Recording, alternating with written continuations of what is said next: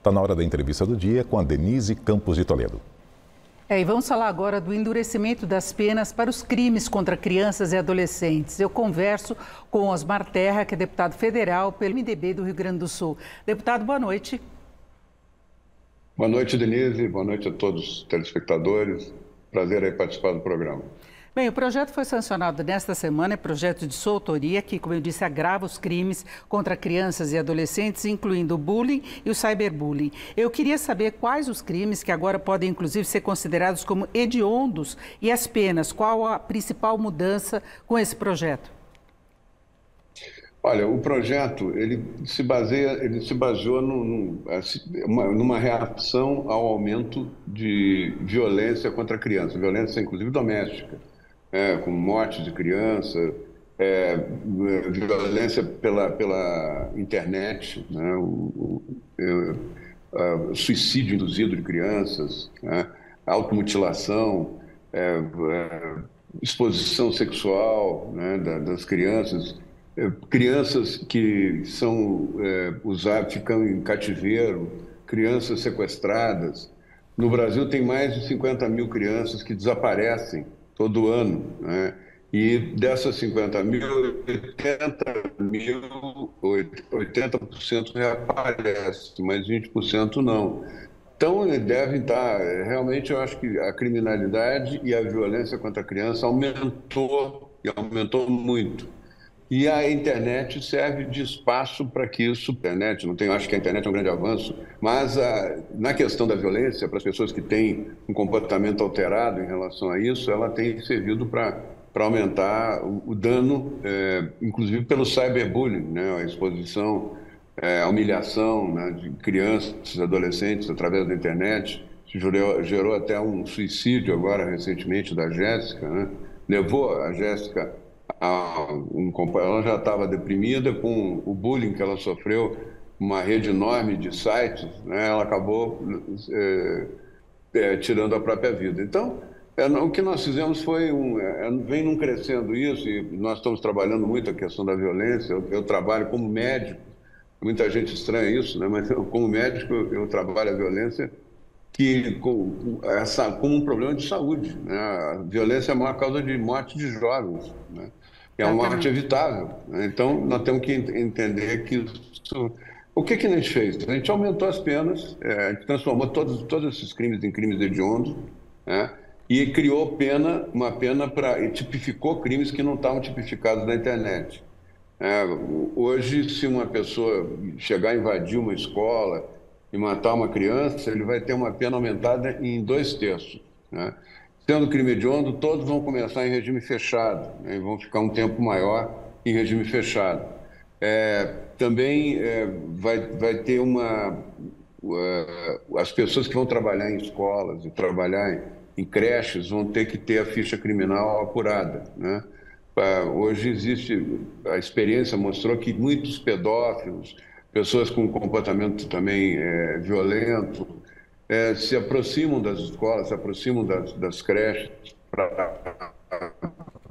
Agora, deputado... para trabalhar onde tem o objeto de desejo dela. Certo. Né? Agora, deputado, o senhor acredita que o endurecimento das penas ou se classificar um crime como hediondo, ele vai inibir essas ações? Porque a gente vê invasões das escolas, por exemplo, a pessoa tem histórico de problemas, muitas vezes problemas mentais, que estava em tratamento, ou então foi alvo de bullying também no passado. Então, são pessoas em que é difícil se identificar aquela intenção de cometer um crime dessa forma. E tem na questão do cyberbullying, por exemplo, que ficam escondidos. É a Deep Web, em que a criança ou adolescente é alvo, né, vira refém de situações às quais ela se expôs, muitas vezes assistindo desenho, entrando em jogos, e ela não tem coragem sequer de jogar para os pais. Então, não teria de ter uma lei mais ampla para identificar esses casos e prevenir mesmo essa situação? A investigação do crime, e sendo crime, né, sendo transformado em crime, com pena de prisão, inclusive, ele obriga a própria polícia a desenvolver a tecnologia para localizar o criminoso, né? Eu acho que isso é um passo necessário para que a lei seja cumprida. Então, eu acredito muito que a internet ela serve para muita coisa boa, mas nessas questões específicas, nós temos que punir e tirar da rua por longo tempo essas pessoas, né? Elas não podem, não pode, existe um certo comportamento humano, que é uma regra que se pesa o custo e prejuízo, né, de uma determinada atitude. E quanto mais lenientes são as penas, quanto mais brandas são as penas, maior é a violência. Todos os países que reduziram violência no mundo reduziram com penas rígidas, rigorosas, com penas duras, né? E não abrandando as penas, não prolongando o tempo que as pessoas ficam na rua, né? Em contato com as suas vítimas, inclusive. As saidinhas é um absurdo, né?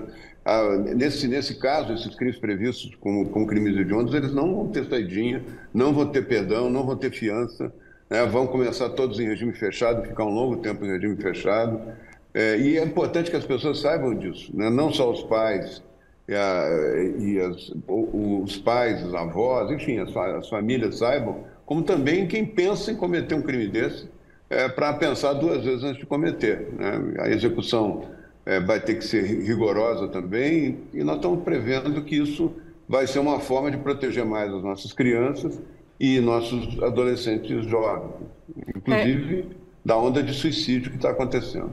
E acaba havendo uma atualização do Estatuto da Criança e do Adolescente, do ECA, haverá penas, inclusive no caso dos pais e responsáveis, que não encaminhem a polícia e informem a polícia do desaparecimento de crianças, mas aí tem uma outra falha, que é a demora para se iniciar a busca, né? Porque muitas vezes se imagina que a criança possa ter ido nas imediações, que esteja em algum lugar, tem uma demora para se iniciar a busca de criança e principalmente adolescente, não é? Pais têm que comunicar em 24 horas, os responsáveis pela criança. Em 24 horas, cada dia que passa, fica mais difícil localizar a criança. Essas que estão desaparecidas há muito tempo, né?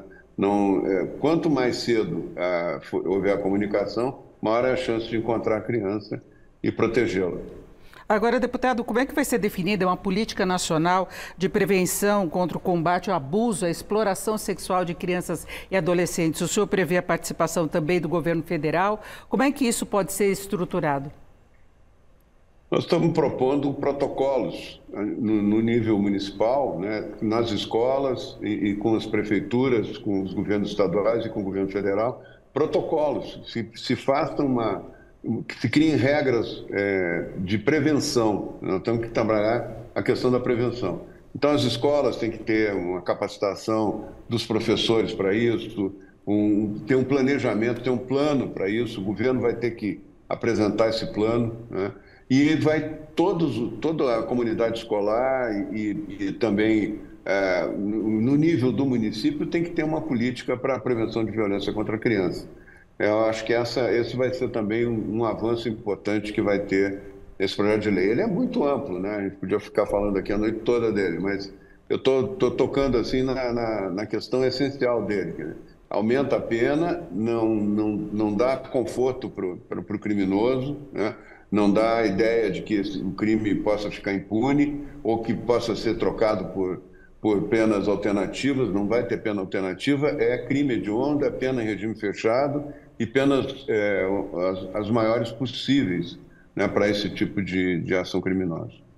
E para encerrarmos, falando de crime, de justiça, eu queria saber como é que o senhor avalia a indicação de Lewandowski para o Ministério da Segurança e da Justiça e agora a indicação dele do procurador Sarrubo para a área da segurança. Antes nós tínhamos os ministérios divididos. Como é que o senhor vê a perspectiva nessa área, até pelo perfil deles, especialmente de Sarrubo na segurança? Olha, as informações que eu tenho, é o procurador de São Paulo, né, eu acredito que ele vai... nós estamos vivendo um momento, vê o que está acontecendo no Equador, vê o que aconteceu em El Salvador, está chegando no limite a violência, né? Está chegando no limite crítico. O território está controlado pelo crime organizado. Uma boa parte do nosso território hoje é controlado pelo crime organizado. El Salvador era 85% quando começou a reação do governo que realmente controlou isso, né? O Equador agora está passando por uma situação também limite. Sim. O Brasil, em pouco tempo, vai ser. O Brasil tem trânsito de drogas, o tráfico de drogas é enorme, é gigantesco, né? o crime organizado controla boa parte das periferias da cidade. Então, nós estamos vivendo um momento em que qualquer que seja o ministro, e eu espero que o ministro Lewandowski tenha sucesso nisso, vai ter que enfrentar o crime organizado, vai ter que enfrentar a violência com rigor, não é dando tapinha nas costas, né? Vai ter que enfrentar com rigor, não pode ter acordo com o crime, não pode ter leniência nisso, e foi o que aconteceu em El Salvador. É o país com o maior número de homicídios do mundo e hoje é um dos menores homicídios. Deputado Osmar Terra, chegamos ao final, eu agradeço muito a sua participação, uma boa noite. Obrigada. Eu que agradeço, muito obrigado. Obrigada. Vocês.